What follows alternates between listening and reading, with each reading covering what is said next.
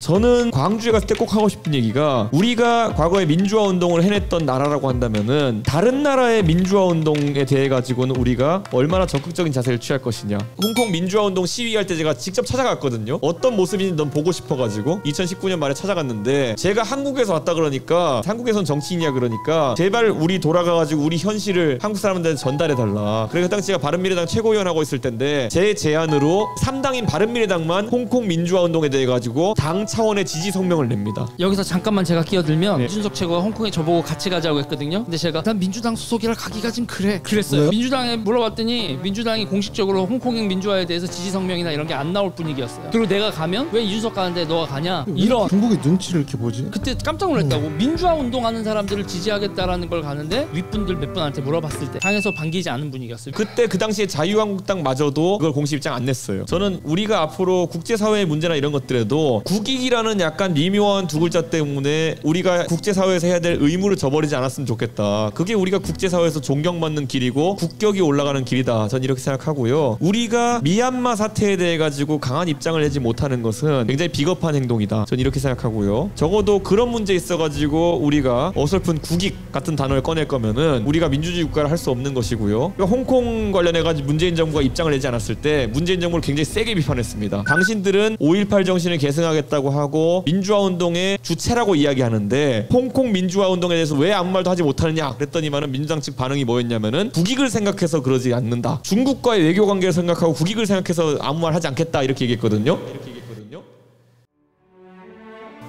당신들 그러면 5.18 때 광주에서 사람들이 죽고 있었을 때 만약에 국제사회에서 누군가가 국익을 생각해가지고 아무 얘기도 하지 않겠다 그랬으면 어떤 기분이었을 거 아니야 이렇게 물었습니다. 근데 아무 말도 못 하더라고요. 그 만약에 홍콩 민주화 운동에 대해서 우리가 입장을 내지 못하는 것이 국익이라고 한다면은 그게 도대체 어느 나라의 국익입니까? 우리나라 정치인들이 신경 써야 되는 것이 중국의 국익입니까? 전 절대 그렇게 돼서 안 된다고 생각하고요. 우리가 오히려 민주주의 국가로서 중국이나 아니면 홍콩에서 벌어지는 일에 대해서, 아니면 북한에서 벌어지는 일에 대해 가지고 인권을 바탕으로 이야기한다면은 오히려 중국이 우리한테, 아니면 홍콩에서 벌어지는 일에 대해 가지고 우리한테 설명을 해야 되는 겁니다. 왜 홍콩의 사람들을 때려잡고 있느냐, 아니면 홍콩을 반환할 때 당신들이 약속했던 것들을 지키지 않고 홍콩의 민주주의 가치들을 박탈하느냐, 그러면은 오히려 우리가 갑이 되고 중국이 거기에서 설명해야 되는 겁니다. 우리와 뜻을 같이 하는 미국이나 다른 민주주의 국가들에게 설명해야죠. 자기들이 왜 그런 비합리적인 행동을 했는지. 근데 우리는 왜 우리가 지금까지 먼저 알아서 깁니까?